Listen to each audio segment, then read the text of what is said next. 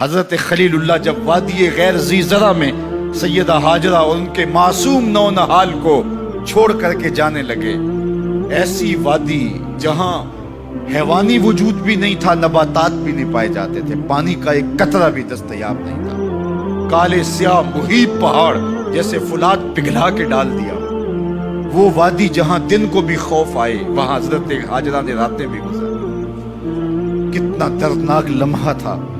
جب سحری کا وقت ہوا، حضرت خلیل اللہ دعائیں دے کے رخصت ہونے لگے، حضرت ہاجرہ سلام اللہ نے آگے بڑھ کے اپنے شوہر نامدار کا دامن پکڑ لیا، تمسکت بعصیالہ، دامن پکڑ کے بولی میرے شوہر نامدار، اس مہیب وادی میں، اس پہاڑوں کے دامن میں جہاں دن کو بھی خوف آئے، نونہال معصوم کے ہمراہ مجھے چھوڑ کے کہاں جا رہے ہو؟ حضرت خلیل اللہ نے کوئی جواب نہیں دیا، پھر قدم اٹھایا تو زوجہ نے پھر دامن پکڑا، پھر وہی سوال، پھر کوئی جواب نہیں آیا، تیسری مرتبہ دامن پکڑا، خلیل اللہ کی جانب سے کوئی جواب نہیں آیا، تو خاتون خود بولی کیا اللہ کا حکم تو نہیں؟ تو حضرت خلیل اللہ نے کہا نعم، ہاں اسی کا حکم ہے۔ حضرت ہاجرہ نے دامن چھوڑ دیا، کہا جائیے خیر سے جائیے، اگر اس کا حکم ہے وہ ہمیں ضائع نہیں ہونے دے گا۔ جہاں دن نہیں گزارے جا سکتے تھے پھر اس خاتون نے وہاں راتیں بھی کاٹی، وہ وادی جس میں وحشت بھی قدم رکھتی تھی ڈر ڈر کے، جہاں پھرتے تھے آوارہ تھپیڑے بادے سر سر کے، جہاں پر گھاس اگتی ہے، جہاں نہ پھول کھلتے ہیں، مگر وہ سرزمین ہے آسماں بھی جھک کے ملتے ہیں۔ اپنی پاک باز بیوی اور نونہال بیٹے کو چھوڑ کے حضرت خلیل اللہ دعائیں دے کے رخصت ہوتے ہیں۔ تھوڑا سا توشہ تھا، 2-1 دن کے بعد ختم ہو گیا، پھر ماں کی چھاتی سے دودھ بھی خشک ہو گیا، نونہال پیاس سے تڑپنے لگا، ماں تو پھر ماں ہوتی ہے، تڑپتی ہوئی ممتا کا دل بے قرار ہوا۔ ایک پتھر کے سائے میں معصوم اسماعیل علیہ السلام کو لٹایا اور پانی کی تلاش میں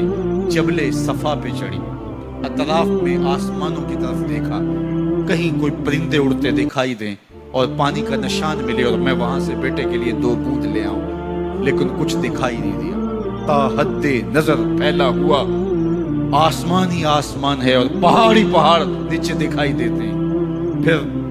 مروہ پہ آئیں، درمیان میں نشیبی جگہ تھی، وہاں بیٹے کا منمونا چہرہ دکھائی نہیں دیتا تھا، دوڑ کے گزری اور جا کے صفا پہ گھوم کے دیکھا، کچھ نظر نہیں آیا، ادھر بھی دیکھ لیا ادھر بھی دیکھ لیا، لیکن ماں تھی، پھر دوبارہ صفا پہ آئی، صفا پہ دیکھا کچھ دکھائی نہیں دیا، پھر تڑپ کے مروہ پہ آئی، وہاں پھر دیکھا کچھ دکھائی نہیں دیا، پھر صفا پہ آئی، کبھی صفا پہ کبھی مروہ پہ، تڑپتی ہوئی ماں کی ممتا،